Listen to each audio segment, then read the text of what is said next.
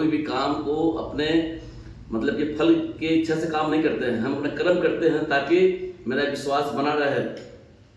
यदि प्रशांत किशोर जी हमको टिकट दे रहे हैं तो हम उनको पूर्ण भरोसा देंगे कि सोनपुर विधानसभा के अंदर में हम जीत दिखाकर उनको हम दिखाएंगे कि मनोज भाई चुनाव जीत कैसे करते हैं, कैसे चुनाव को निकालते हैं। देखिए वहाँ पर बड़े बड़े दिग्गज नेता, हमारे बिहार के मुख्यमंत्री भी चुनाव वहाँ से लड़े, चुनाव वहाँ हारे भी हैं और जीते भी हैं। लेकिन बड़े बड़े दिग्गज नेता क्यों नहीं हो, लड़ने वाला आदमी सही चाहिए। जनता वोट देता है, कोई पार्टी वोट किसी नहीं देता है, तो हमें चुनौती स्वीकार है। आप देख रहे हैं न्यूज बिहार। हम पहुंचे हुए सारण जिला के गरखा प्रखंड के श्रीपाल बसंत में। यहाँ पर वर्तमान मुखिया मनोज कुमार सिंह हैं, जो सोनपुर विधानसभा से काफी जोर शोर से विधानसभा की तैयारी कर रहे हैं।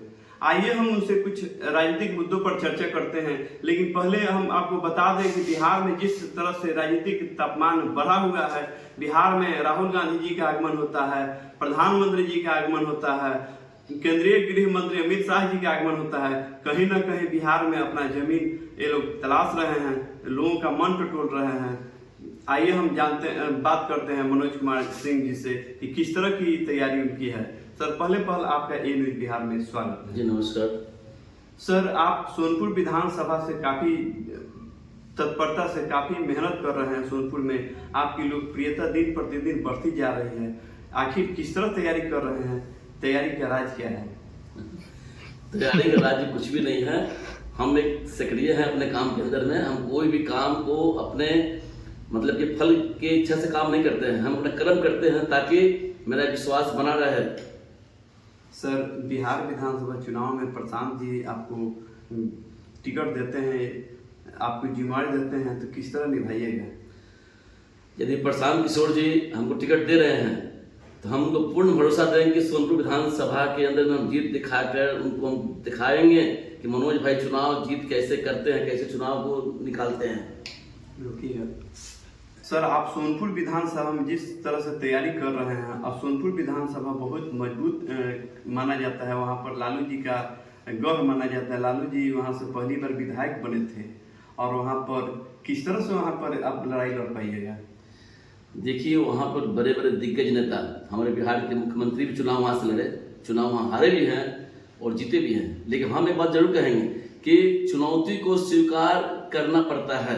यदि आप चुनौती स्वीकार कीजिएगा, जिस तरह के हमने पंचायती चुनाव में हमने चुनौती स्वीकार किया और दूसरे पंचायत जाकर हमने चुनाव जीत को हासिल किए 24 वोट से, हम एक बात जरूर कहेंगे कोई भी बड़े बड़े दिग्गज नेता क्यों नहीं हो, लड़ने वाला आदमी सही चाहिए। जनता वोट देता है, कोई पार्टी वोट किसी नहीं देता है, तो हमें चुनौती स्वीकार है।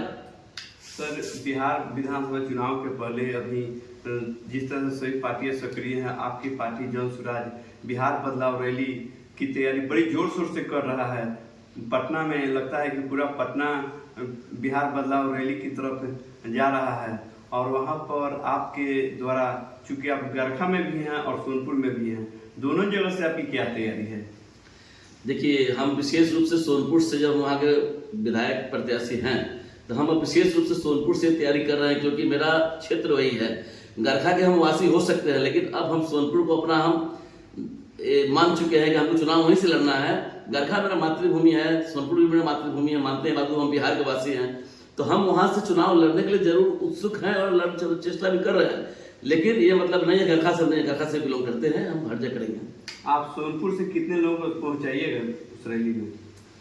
आपको सोनपुर विधानसभा से मैक्सिमम 1500 आदमी मेरे तरफ से जाएंगे वहाँ पर। तो आप अपने द्वारा पहुंचाइएगा और लोग कार्यकर्ता लोग हैं वो पहुंचाएंगे वो अलग?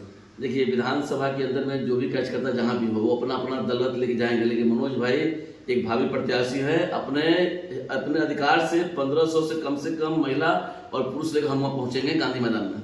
सर, सोनपुर के लोगों को क्या संदेश दीजिएगा अभी?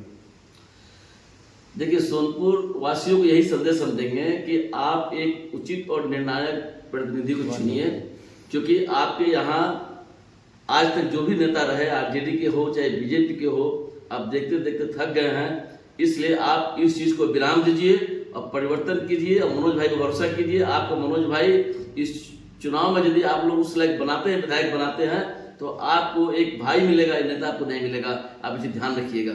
बहुत बहुत धन्यवाद। एक छोटा सा